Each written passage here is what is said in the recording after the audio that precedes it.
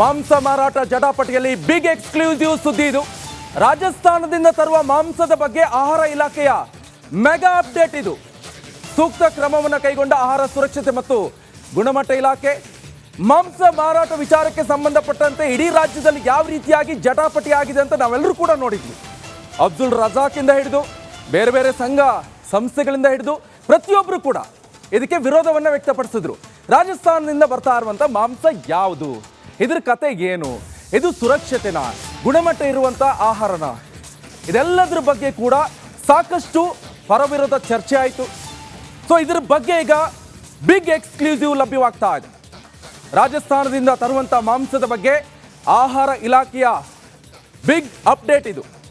ಮಾಂಸ ಮಾರಾಟ ಜಟಾಪಟಿಯಲ್ಲಿ ಏನ್ ಆಯಿತು, ಹಾಗಾದ್ರೆ ನಿಜವಾಗಿ ಆಗಿದ್ದೇನು?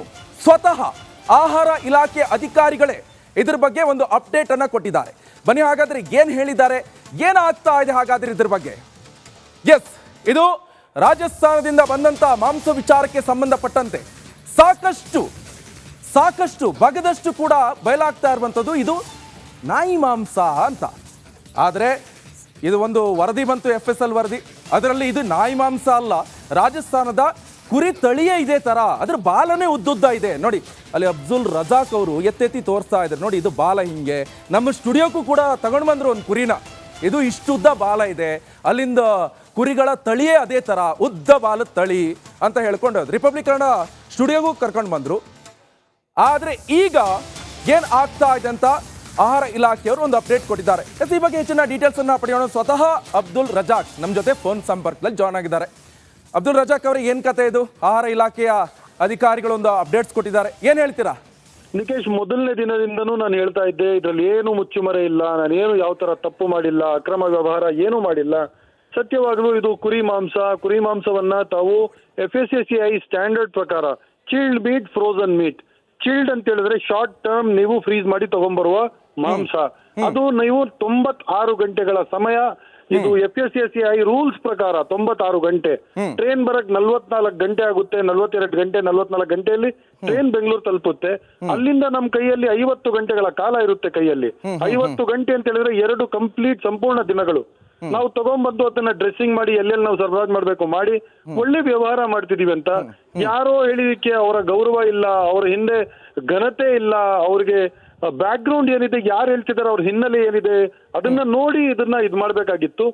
ಸುಮ್ನೆ ಒಂದು ದುರುದ್ದೇಶದಿಂದ ಅವ್ರು ಏನೋ ಒಂದು ಮೈಂಡ್ ಅಲ್ಲಿ ಇಟ್ಕೊಂಡು ಅದು ಇವ್ರ ಹತ್ರ ನಾವು ಹಣ ದೋಚ್ಕೊಂಡ್ಬಿಡೋಣ ಅಂತ ನಮ್ಮ ಹತ್ರ ಬಂದ್ರು. ನಾವು ಅದಕ್ಕೆ ಅವಕಾಶ ಮಾಡ್ಕೊಡ್ಲಿಲ್ಲ ಅಂತ ಹೇಳ್ಬಿಟ್ಟು ಸುಮ್ನೆ ಅಬ್ಬರ ಎತ್ತಿ ಇದು ನಾಯಿ ಮಾಂಸ ಅಂತ ಹೇಳಿದವರು. ಇವತ್ತು ನಾನು ಅವರನ್ನೇ ಪ್ರಶ್ನೆ ಮಾಡಕ್ ಇಷ್ಟಪಡ್ತೀನಿ. ಅವ್ರಿಗೆ ಏನ್ ಸಿಕ್ಕಿರ್ಬೋದು, ಬಡವರ ಹೊಟ್ಟೆ ಮೇಲೆ ಹೊಡೆದು. ನಂದು ಬಿಡಿ, ನಮ್ ವ್ಯಾಪಾರ ನಡೀತದೆ. ಮೊದ್ಲು ತರಿಸ್ತಾ ಇದ್ದೆ 12 ವರ್ಷದಿಂದ, ಇವತ್ತು ತರ್ತಾ ಇದ್ದೀನಿ, ನಾಳೆನೂ ತರಿಸ್ತೀನಿ. ನಾನಿವತ್ತು ಕೇಳಕ್ ಇಷ್ಟಪಡೋದು ಸಣ್ಣ ವ್ಯಾಪಾರಿಗಳಿದಾರಲ್ಲ, ಅವ್ರ ಹೊಟ್ಟೆ ಮೇಲೆ ಏಟ್ ಬಿತ್ತಲ್ಲ ಇವರಿಂದ. ಇದಕ್ಕೆ ಅದು ನಾನು ದೇವ್ರ ಮೇಲೆ ಬಿಡ್ತೀನಿ. ರಾಜ್ಯದ ಜನತೆಗೆ ನಾನು ಕೈ ಮುಗಿದು ಮತ್ತೊಂದ್ಸಲ ಒಂದು ಮಾತನ್ನ ಹೇಳಕ್ ಇಷ್ಟಪಡ್ತೀನಿ. ಯಾವುದೇ ತರದ ಅಕ್ರಮ ವ್ಯವಹಾರ ಇಲ್ಲ. ಇದು ನಾನು ಸತ್ಯವಾಗ್ಲಿ ಇದು ನಿಜವಾದ ಒಂದು ಕರೆಕ್ಟ್ ಆಗಿ ರೂಲ್ಸ್ ಫಾಲೋ, ನಿಯಮ ಏನಿದೆ ಅದನ್ನ ನಾನು ಪಾಲನೆ ಮಾಡ್ತಾ ಒಂದು ಬಿಸ್ನೆಸ್ ಅನ್ನ ಮಾಡ್ತಿದ್ದೆ. ಅದಕ್ಕೋಸ್ಕರ ಎದೆ ತಟ್ಟಿಯಲ್ಲಿ ನಿಂತಿದ್ದೆ ನಾನು. ಇವ್ರು ಬಂದ್ಬಿಟ್ಟು ನೀವು ಬಾಕ್ಸ್ ಯಾಕೆ ಓಪನ್ ಮಾಡ್ತಿಲ್ಲ, ಅನುಮಾನ ಬರ್ತಾ ಇದೆ ಅಂತ ಹೇಳಿದ್ರು. ಬಾಕ್ಸ್ ಓಪನ್ ಮಾಡಿದ್ರೆ ಇವ್ರು ಕೈ ಟಚ್ ಮಾಡಿದ್ದಿದ್ರೆ ಅದ್ರಲ್ಲಿ ಬ್ಯಾಕ್ಟೀರಿಯಾ ಇದೆ ಅಂತ ಬರಬಹುದಾಗಿತ್ತು.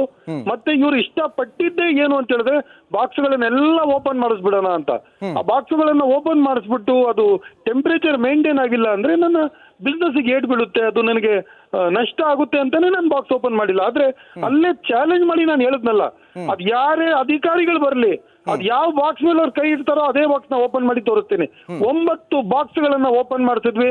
ನಂತರ ಪ್ರತಿಯೊಂದು ಬಾಕ್ಸ್ ಇಂದ ಇವರು ಸ್ಯಾಂಪಲ್ ತಗೊಂಡೋದ್ರು. 84 ಬಾಕ್ಸ್ ಇಂದಾನು ಸ್ಯಾಂಪಲ್ ತಗೊಂಡೋದ್ರು. ಇವತ್ತು ಸದ್ಯ ಏನಿದೆ ಮುಂದಕ್ಕೆ ಬಂತು. ಇದ್ರಲ್ಲಿ ಯಾವ ಕಳಪೆ ಮಾಂಸನೂ ಇಲ್ಲ.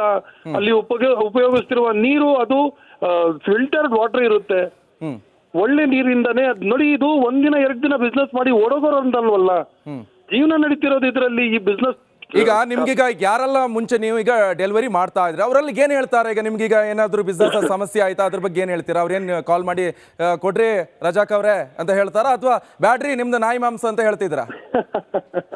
ಇಲ್ಲ, ಜನರಿಗೆ ಚೆನ್ನಾಗಿ ಗೊತ್ತು ನಾನು ಯಾವುದೇ ತರಹದ ತಪ್ಪು ಕೆಲಸ ಮಾಡೋದಿಲ್ಲ. ನಾನು ಯಾವುದೇ ಒಂದು ಇಲ್ಲಿಗಲ್ ಕೆಲಸ ಮಾಡಲ್ಲ. ನಾನು ಅದಕ್ಕೋಸ್ಕರನೇ ಅಲ್ವಾ ಎದೆ ತಟ್ಟಿ ಅಲ್ಲೇ ನಿಂತಿದ್ನಲ್ಲ. ನಾನು ಅಕಸ್ಮಾತ್ ಏನಾದ್ರು ತಪ್ಪಿದ್ರೆ ಜನ ಓಡೋಗ್ಬಿಡ್ತಾರೆ. ನಾನು ಅಲ್ಲೇ ನಿಂತ್ಕೊಂಡು ಸತ್ಯ ಹೇಳ್ದೆ. ಓಪನ್ ಮಾಡಿ ಬಾಕ್ಸ್ ಅನ್ನ ಅಲ್ಲಿ ಕುರಿ ತಲೆಯನ್ನ ಎತ್ತಿ ತೋರಿಸಿದ್ರೇನು ನೀವು ಅದು ನಾಯಿ ಮಾಂಸ ಅಂತ ಜನ ಹೇಳಕ್ ಇದ್ ಮಾಡಿದ್ರು. ಅಲ್ಲಿ ಇರೋರು ನಾನು ಹೇಳ್ತೀನಲ್ಲ, ರಾಜ್ಯದ ಜನತೆಗೆ ಚೆನ್ನಾಗಿ ಅರ್ಥ ಆಗಿದೆ ಇದ್ರಲ್ಲಿ ಏನು ಮುಚ್ಚುಮರೆ ಇಲ್ಲ, ಅದಕ್ಕೋಸ್ಕರನೇ ನಿಂತ್ಕೊಂಡು ಮಾತಾಡ್ತಿದ್ದಾರೆ ಅಂತ. ಅಲ್ಲ, ಈಗ ಹಾಗಾದ್ರೆ ಏನಿದು ಬಿಸ್ನೆಸ್ ಟಾರ್ಗೆಟಾ ನಿಮ್ದು? ಒಳ್ಳೆ ವ್ಯಾಪಾರ ಆಗ್ತಾ ಇದೆ, ಕಡಿಮೆ ರೇಟಲ್ಲಿ ಕೊಡ್ತೀವಿ, ಬೇರೆಯವ್ರು ನಿಮ್ಮ ಇಲ್ಲ ಇದು ಪಿಂಪು, ಇವನು ದಂಧೆನೇ ಇದು. ಇವನು ಆ ಹಿಂದೂಪುರದಲ್ಲಿ ಹೋಗಿ ಅಲ್ಲಿ ಕಸಾಯಿಗಳನ್ನ ಕಷ್ಟ ಕೊಟ್ಟು ಅವ್ರಿಗೆ ನಷ್ಟ ತಂದು ಅಕಸ್ಮಾತ್ ನಮಗೆ ಇಷ್ಟು ಕೊಟ್ಟಿಲ್ಲ ಅಂತ ಹೇಳಿದ್ರೆ ನಿಮಗೆ ಇದು ಮಾಡ್ಬಿಡ್ತೀನಿ, ನಿಮ್ ಬಿಸ್ನೆಸ್ ನೇ ಹಾಳು ಮಾಡಿಸ್ತೀನಿ. ಇದೆಲ್ಲ ಆಡಿಯೋ ರೆಕಾರ್ಡಿಂಗ್ ಸಮೇತ ನನ್ನ ಹತ್ರ ಇದೆ. ಯಾಕೆ ನೀವು ಟಾರ್ಗೆಟ್ ಆದ್ರಿ? ಅಬ್ದುಲ್ ರಜಾಕ್ ಯಾಕೆ ಟಾರ್ಗೆಟ್ ಆದ್ರು? ನಿಮ್ಮೇಲೆ ಏನು ವೈರತ್ವ? ನೀವೇನ್ ಮಾಡಿದ್ರಿ? ಇಲ್ಲ ಅವ್ರಿಗೆ ನೋಡಿ, ಬರೀ ನಾನು ಇದ್ರಲ್ಲಿ ಇನ್ವಾಲ್ವ್ ಇದೀನಿ ಅಂತಾನೆ ಇಷ್ಟೊಂದೆಲ್ಲ ಬಂದಿರೋದು. ಇದು ಇವರು ನನಗೆ ಎಲ್ಲಾ ತರದ ತೊಂದರೆಗಳನ್ನ ಕೊಟ್ರು. ನಾನು BBMP ಆಫೀಸ್ಗೆ ಹೋಗಿ ನಾನು ಕ್ಲೀನ್ ಚಿಟ್ ತಗೊಬಂದೆ, FSSAI ತೋರಿಸಿದ್ವಿ, ಹೆಲ್ತ್ ತೋರಿಸಿದ್ವಿ, ಪೊಲೀಸ್ ಡಿಪಾರ್ಟ್ಮೆಂಟ್ ತೋರಿಸಿದ್ವಿ, CCB ತೋರಿಸಿದ್ವಿ. ಪ್ರತಿಯೊಂದು ಲೈಸೆನ್ಸ್ ದಾಖಲಾತಿಗಳನ್ನ ತೋರಿಸಿ ಮಾಡಿ ಎಲ್ಲ ಕರೆಕ್ಟ್ ಇತ್ತು. ಏನು ಮಾಡಕ್ಕಾಗದೆ ಲಾಸ್ಟ್ ಅಲ್ಲಿ ಪಿಂಪ್ ಕೆರೆಹಳ್ಳಿನ ಕರೆದು ಬಿಟ್ಟು ಆ ಪಿಂಪ್ ಅಲ್ಲಿ ನಿಂತ್ಕೊಂಡು ಸುಮ್ನೆ ಜೋರಾಗಿ ಅಪರ ಹಾಕ್ಬಿಟ್ಟು ಇದು ನಾಯಿ ಮಾಂಸ ಬಾಲ ಇದೆ ಅಂತ ಹೇಳಿದಕ್ಕೆ ಅದು ಇದು. ಮತ್ತೆ ನಾನು ತುಂಬಾ ಧನ್ಯವಾದಗಳನ್ನ ಹೇಳ್ತೀನಿ ತಮ್ಗೆ. ತಾವು ಫಸ್ಟ್ ಈ ಸ್ಟೋರಿಯನ್ನ ಬ್ರೇಕ್ ಮಾಡಿದೀರಾ. ಇದು ಕುರಿ ಮಾಂಸ ಯಾವುದೇ ಕಾರಣಕ್ಕೂ ನಾವು ಏನು ಇದ್ರ ಬಗ್ಗೆ ಗಾಬರಿ ಪಡೋದು ಬೇಡ.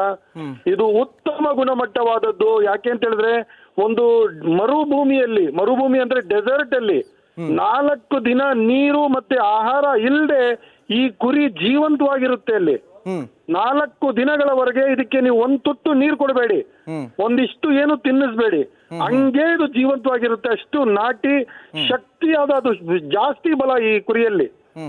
ಅದು ಇದರಲ್ಲಿ ಉತ್ತಮ ಗುಣಮಟ್ಟವಾದ ಒಂದು ಮಾಂಸ. ಇದರಲ್ಲಿ ಪ್ರೋಟೀನ್ ಕಂಟೆಂಟ್, ನ್ಯೂಟ್ರಿಷನ್ ವ್ಯಾಲ್ಯೂ ಜಾಸ್ತಿ ಆಗಿರುತ್ತೆ. ಇದು ಆ ಮರುಭೂಮಿ ಡೆಸರ್ಟ್ ಅಲ್ಲಿ ಜೀವನ ಮಾಡುತ್ತೆ ಅಂತ ಹೇಳಿದ್ರೆ ಅದು ಸುಮ್ನೆನಾ? ಅಷ್ಟೊಂದು ಒಳ್ಳೆ ಮಾಂಸ ಇದು. ನಾವೇನು ತಪ್ಪು ಮಾಡ್ತಿಲ್ಲ, ಜನರಿಗೆ ನಾವೇನು ತಪ್ಪು ತಿನ್ನಿಸ್ತಾನೂ ಇಲ್ಲ.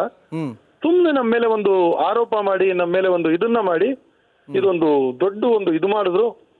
ದೇವರು ಅವ್ರಿಗೆ ಸರಿಯಾದ ಬುದ್ಧಿಪಾಠ ಕಲಿಸ್ಲಿ ಅಂತ ಹೇಳ್ಬಿಟ್ಟು ನಾನು ಇದ್ ಮಾಡ್ತೀನಿ. ಆದ್ರೆ ಇದಕ್ಕೆ ಲೀಗಲ್ ಏನೇನ್ ಮಾಡ್ಬೇಕೋ ಸೋಮವಾರದ ದಿನ ಇದನ್ನ ಮಾಡ್ತೀನಿ.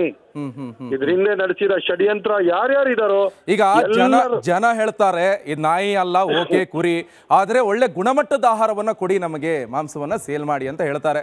ಏನ್ ಹೇಳ್ತೀರಾ? ನಿಕೇಶ್, ನಾನು ಹೇಳ್ತಾ ಇದ್ದೀನಲ್ಲ, ನಾರ್ಮಲ್ ಆಗಿ ನಮ್ಮ ಕುರಿಗಳು ಇಲ್ಲಿ ಈ ಭೂಮಿಯಲ್ಲಿ ಬೆಳೆದ ಕುರಿಗಳು ಅಷ್ಟೊಂದು ಅವರಲ್ಲಿ ನ್ಯೂಟ್ರಿಷನ್ ವ್ಯಾಲ್ಯೂ ಇರಲ್ಲ.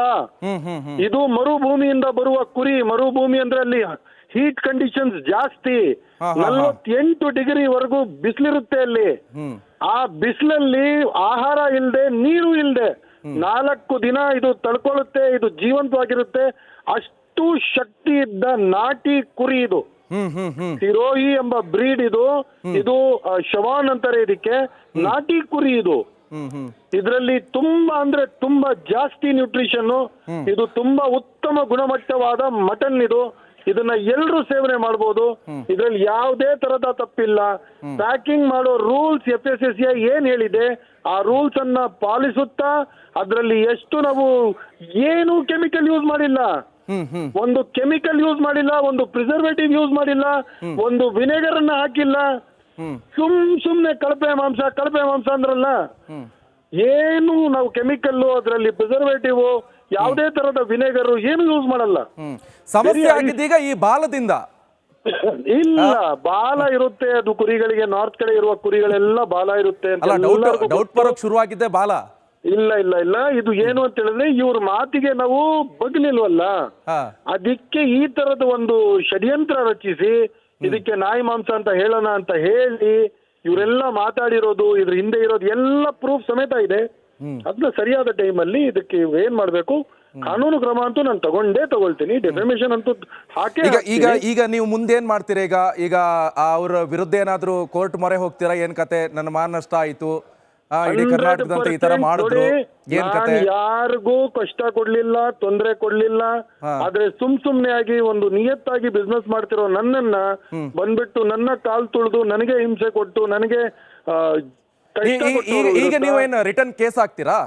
100% ನಾನು ಕಂಪ್ಲೇಂಟ್ ಮಾಡೇ ಮಾಡ್ತೀನಿ ಸೋಮವಾರದ ಒಳಗೆ. ಯಾವಾಗ? ಎಲ್ಲಾ ತಯಾರಿದೆ. ಸೋಮವಾರ ಬೆಳಿಗ್ಗೆ ಇದನ್ನ ನಾನು ಮುಂದಕ್ಕೆ ಏನ್ ಕಾನೂನು ರೀತಿಯಲ್ಲಿ ಏನ್ ಕ್ರಮ ವಹಿಸಬೇಕು ಇವ್ರ ವಿರುದ್ಧ, ಆ ಕಾನೂನು ಕ್ರಮವನ್ನ ಸರ್ಕಾರ ತಗೋಬೇಕು. ನಾನು ಸರ್ಕಾರವನ್ನ ನಾನು ಹೋಗಿ ಮನವಿ ಮಾಡ್ತೀನಿ ಸೋಮವಾರ.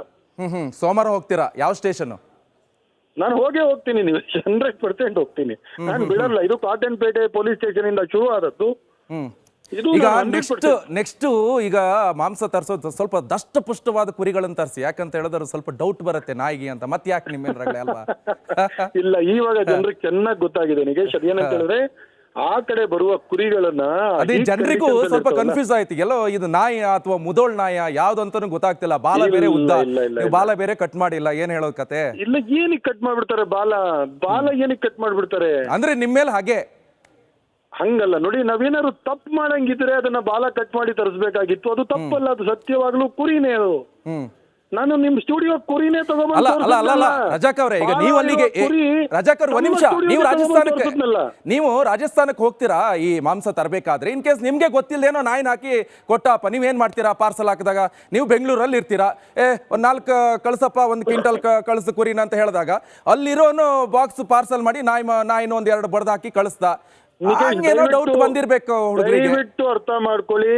ಅಲ್ ಬ್ರೂಜ್ ಮೀಟ್ ಟ್ರೇಡಿಂಗ್ ಕಂಪನಿ ಅಂತ ಹೇಳ್ಬಿಟ್ಟು ಈ ಕಂಪನಿ ಬೆಂಗಳೂರಿನಿಂದ ನಮ್ಗೆ ಬೆಂಗಳೂರಿಗೆ ಕಳಿಸ್ತಾ ಇದೆ, ಹೈದರಾಬಾದ್ ಕಳಿಸ್ತಾ ಇದೆ, ಚೆನ್ನೈಗೆ ಕಳಿಸ್ತಾ ಇದೆ, ಮತ್ತೆ Dubai, Bahrain, Kuwait, Saudi Arabia ಎಲ್ಲ ಹೊರ ದೇಶಗಳಿಗೆ ಕಳಿಸ್ತಾ ಇದೆ. ಹಲಾಲ್ ಸರ್ಟಿಫೈಡ್ ಕಂಪನಿ ಅದು. ಅದೇನು 1-2 ದಿನದ ಕಂಪನಿ ಅಲ್ಲ. 1982ರಿಂದ ಆ ಕಂಪನಿ ಎಕ್ಸ್ಪೋರ್ಟ್ಸ್ ಅಲ್ಲಿದೆ, ಎಕ್ಸ್ಪೋರ್ಟ್ ಮಾಡ್ತಿದೆ ಆ ಕಂಪನಿ. ಎಲ್ಲಾ ತರಹದ ನೋಡಿ. ಇನ್ನೊಂದು ಮಾತು ಹೇಳ್ತೀನಿ, ನೀವಾದ್ರೂ ಅಬ್ದುಲ್ ರಜಾಕ್ ಅವರೇ ಮತ್ತೆ ನಿಮ್ಮನ್ನ ಮಾತನಾಡ್ತೀನಿ.